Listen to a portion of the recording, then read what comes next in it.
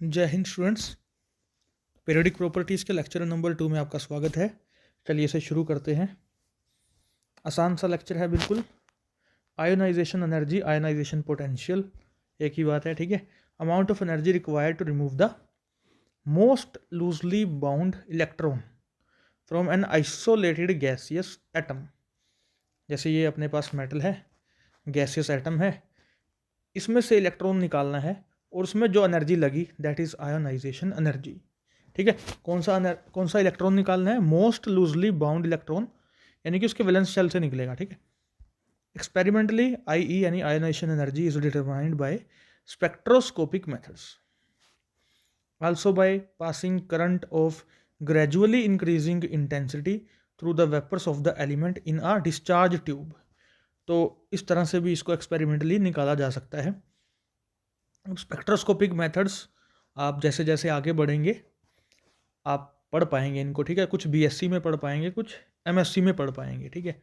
तो अभी के लिए बस ये याद रखिए कि इन मेथड्स से हम ये निकाल सकते हैं। और दूसरा, डिस्चार्ज ट्यूब में इस एलिमेंट के वेपर को डाल के करंट पास करना है, ठीक है। तो इस तरह से हम एक्सपेरिमेंटली निकाल सकते हैं और किलो कैलोरी पर मोल में एक्सप्रेस कर सकते हैं, या किलो जूल पर मोल में, या इलेक्ट्रॉन वोल्ट पर एटम में। तो इस तरह से हम एक्सप्रेस कर सकते हैं। Factors on which it depends, तो पहला है साइज ऑफ एटम। अब देखिए, फोर्स ऑफ अट्रैक्शन आपको याद होगा कि Q1 Q2 by are square होता है, फिजिक्स में आपने पढ़ रखा है, ठीक है।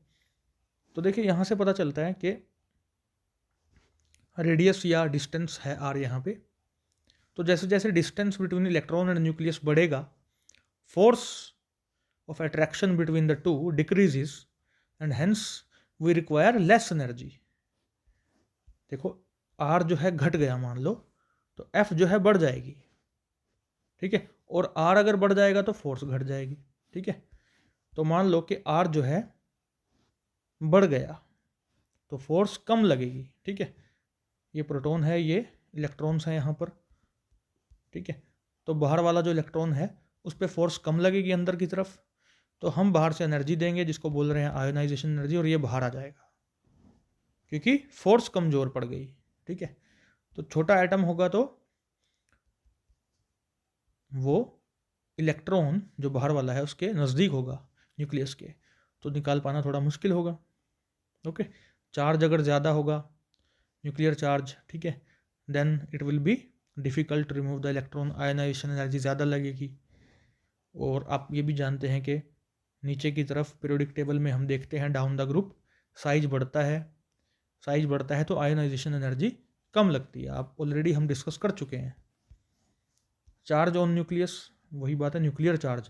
देखो, ये बहुत ज़्यादा अगर हो जाएगा तो क्या होगा, फोर्स ऑफ अट्रैक्शन इलेक्ट्रॉन और इसके बीच में ज़्यादा हो जाएगी, तब इसको निकाल पाना मुश्किल हो जाएगा, ठीक है। स्क्रीनिंग इफेक्ट बहुत बार पढ़ चुके हैं हम इसको, कि ये रहा हमारे इनर इलेक्ट्रॉन्स यहाँ पे और ये बाहर वाला। तो यहाँ पे जो इलेक्ट्रॉन्स हैं ये हमारा न्यूक्लियस है, ये हमारा बाहर वाला इलेक्ट्रॉन है, वैलेंस शेल में है, ठीक है। और जो अंदर के इलेक्ट्रॉन्स हैं यहाँ पर वो इसको एक तरह से गार्ड कर रहे हैं, प्रोटेक्ट कर रहे हैं, ठीक है। Inner electrons present between valence electrons and nucleus guard या स्क्रीन या शील्ड या protect the outer electrons from the nuclear attraction, this is called as screening effect. अब इसकी वजह से जो ये वाला इलेक्ट्रॉन है हमारे पास, ये वाला, ये अट्रैक्शन कम फील करेगा फ्रॉम द न्यूक्लियस, ठीक है। और जो भी ये फील करेगा, ठीक है, वही है effective nuclear charge, effective nuclear charge. इसको निकालने का तरीका एटॉमिक स्ट्रक्चर यूनिट में आपको बताया था, Z effective, Z minus S, S is screening effect. Slater rules हम डिटेल में डिस्कस कर चुके हैं वहाँ पर, ठीक है। तो एटॉमिक स्ट्रक्चर एक बहुत इंपॉर्टेंट यूनिट है, आपको जरूर करनी चाहिए एग्जाम पॉइंट ऑफ व्यू से और कम्पिटिटिव एग्जाम्स के पॉइंट ऑफ व्यू से। आगे बढ़ते हैं, पेनिट्रेशन इफेक्ट ऑफ इलेक्ट्रॉन्स देख लेते हैं, या ऑर्बिटल्स का। तो पेनिट्रेशन पावर ऑफ ऑर्बिटल्स देखते हैं। Different orbitals have different penetration power to the nucleus. The orbital which penetrates more to the nucleus is less shielded than other orbitals and feels more nuclear attraction and have lower energy. Extent of penetration ये रहा, ये याद रखिएगा, S सबसे ज़्यादा है, फिर P, फिर डी, फिर एफ, ठीक है। अब यहाँ से मैं आपको समझाता हूँ कि मैं कहना क्या चाह रहा हूँ पेनिट्रेशन इफेक्ट से। तो देखिए ये 3D ऑर्बिटल है डार्क लाइन में, और थोड़ी हल्की लाइन है जो ब्लैक कलर की, वो 4s ऑर्बिटल है। और 4s ऑर्बिटल की पीक्स को अगर आप देख पा रहे हैं तो मान लीजिए यहाँ न्यूक्लियस है, तो इसकी जो पीक है देखिए यहाँ से यहाँ होती हुई न्यूक्लियस के इर्द गिर्द पहुँच गई है, 3D से आगे पहुँच गया है ये, ठीक है। यानी पेनिट्रेट कर रहा है एक तरह से, ठीक है।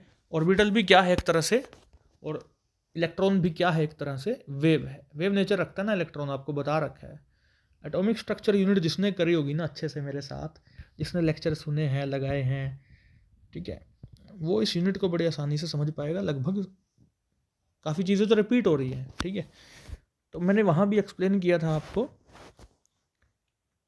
मैंने वहाँ पर आपको बताया था कि हम, हालांकि आदमी भी एक वेव करेक्टर रखता है ना के बराबर, ठीक है, बहुत हल्का सा, तो इसलिए हम एक दीवार को पार नहीं कर सकते। लेकिन मोबाइल रेडिएशन क्या है, वेव है, ठीक है, वो तो हमारे कमरे तक आ रही हैं दीवारों को पार करके। तो इसी तरह से 4s ऑर्बिटल भी क्या करेगा, वेव की तरह ही है, तो 3D ऑर्बिटल से आर पार होके न्यूक्लियस तक पहुंच जाएगा, न्यूक्लियस तक नहीं, न्यूक्लियस के पास पहुंच जाएगा, ठीक है। तो इसको बोलेंगे पेनिट्रेट कर गया एक तरह से, जैसे मोबाइल की जो टावर की रेडिएशन है हमारे कमरे के अंदर पेनिट्रेट कर रही है, बस उसी तरह से, ठीक है। तो 3D ऑर्बिटल से आगे पहुंच गया, इसीलिए 4s ऑर्बिटल पहले भरा जाता है, ठीक है ना। अभी आपको एग्जाम्पल भी कराऊंगा मैं। तो इसी को बोलते हैं पेनिट्रेशन पावर। एक बार देख लेते हैं, ये तो देख ही लिया हमने, ठीक है। तो ये देखते हैं अब एग्जाम्पल की मदद से। पोटेशियम में देखिए 19th इलेक्ट्रॉन 3D ऑर्बिटल में आना चाहिए, but it enters 4s orbital, देख सकते हैं आप। देखो 3s भर दिया, फिर 3p भर दिया, तो फिर भाई 3D आना चाहिए था ना, लेकिन आ रहा है 4s, क्योंकि मैंने आपको समझाया पीछे। देखिए 4s के पास कौन सी शक्ति है, पेनिट्रेशन पावर है। ये 3D से आगे निकल गया तो उसकी एनर्जी कम होगी, तो वहाँ पर ये ऑर्बिटल पहले भरा जाएगा बजाय कि 3D, ठीक है। तो इसलिए 4s में भरा गया इलेक्ट्रॉन। स्कैंडियम में 4s2 भरने के बाद 3D में आया, और फिर 3D भरा जाएगा क्योंकि 4s तो भर गया ना, और जब 3D पूरा भर जाएगा तो फिर भाई 4p की बारी आ जाएगी। तो इस तरह से आप देख सकते हैं, मेरा मतलब था बताने का कि 3D से पहले 4s भरा जा रहा है, ठीक है, क्योंकि पेनिट्रेशन पावर है, 3D से आगे निकल गया और न्यूक्लियस के नज़दीक पहुंच गया, ठीक है। तो वहाँ जब इलेक्ट्रॉन एंटर करेगा ज़्यादा स्टेबिलिटी महसूस करेगा, तो इलेक्ट्रॉन प्रेफर करेंगे 4s को, ठीक है, 3D के मुकाबले। तो आई होप आपको ये बात समझ में आ रही होगी। हम आगे बढ़ते हैं। हाँ, किसी को ये बात समझ ना आई हो तो मैंने कहा था ऑफ-बॉस प्रिंसिपल तो याद रखो कि पहले 1s भरा जाएगा, फिर 2s, फिर 2p और फिर 3s, फिर 3p और फिर 4s। यहाँ से पता चल गया ना, 3p के बाद 4s, ना कि 3d, 4s के बाद 3d, फिर 4p, 5s, तो इससे पता चल जाएगा, बता रखा है मैंने आपको ये भी ऑफ-बॉस प्रिंसिपल।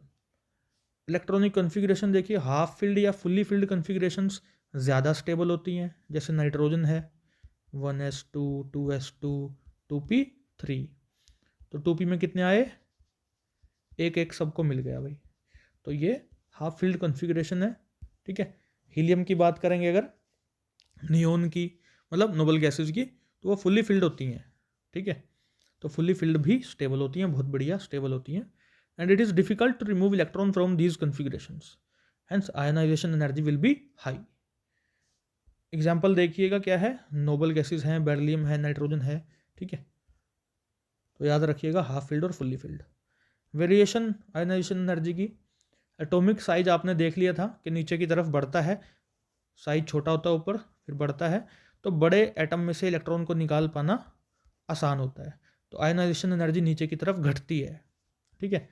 तो इसी प्रकार लेफ्ट टू राइट जाने पे बढ़ती है, क्योंकि एटॉमिक साइज छोटा होने लगता है, छोटा होने लगता है तो छोटी चीज़ में से इलेक्ट्रॉन निकाल पाना मुश्किल होता है, तो आयनाइजेशन एनर्जी ज़्यादा हो जाती है, पीरियड में इंक्रीज करेगी, डाउन द ग्रुप डिक्रीज करेगी। Second ionization energy is greater than first ionization energy. ऐसा क्यों, क्योंकि देखिए एक इलेक्ट्रॉन निकाल लिया आपने, तो मान लीजिए सोडियम है, सोडियम के पास 11 प्रोटॉन है और 11 इलेक्ट्रॉन है, तो 11 में से आपने एक निकाल लिया, बच गए 10 इलेक्ट्रॉन। अब एक और निकालना चाह रहे हैं आप, तो क्या करेंगे? एनर्जी देनी पड़ेगी। लेकिन अब 10 इलेक्ट्रॉन को पकड़ने वाले कितने हैं? 11 प्रोटॉन है। ठीक है, पहले क्या था? 11 प्रोटॉन थे और 11 इलेक्ट्रॉन को पकड़े हुए थे, जकड़े हुए थे। ठीक है, उनको अपनी तरफ अट्रैक्ट करे हुए थे। कितने लोग? 11 लोग। 11 ही लोग बाहर थे। अभी क्या हो गया कि बाहर रह गए हैं 10 इलेक्ट्रॉन, यानी 10 लोग बाहर रह गए और अंदर जो है प्रोटॉन कितने हैं? 11। तो आप सोचिए खुद, 10 लोगों को पकड़ना आसान है ना, अगर 11 है पकड़ने वाले। यहाँ पे 11 का 11 से मुकाबला था। ठीक है, तो मेरी बात समझ पा रहे होंगे। 11 प्रोटॉन, 10 इलेक्ट्रॉन। तो अब यहाँ से अगर इस इलेक्ट्रॉन को बाहर निकालना है एक, यानी कि सेकंड आयोनाइजेशन एनर्जी, तो क्या होगा? ज़्यादा लगानी पड़ेगी ताकत, हमें ज़्यादा ताकत लगानी पड़ेगी, तब एक इलेक्ट्रॉन यहाँ से बाहर निकलेगा, क्योंकि पकड़ने वाले 11 प्रोटॉन है। तो सेकंड आयोनाइजेशन एनर्जी ज़्यादा रहेगी, थर्ड वाली तो फिर उससे भी ज़्यादा हो जाएगी। ठीक है, ऐसे ही चलता रहेगा। So thank you very much for listening me. Save birds, save animals, plant trees and जय हिंद।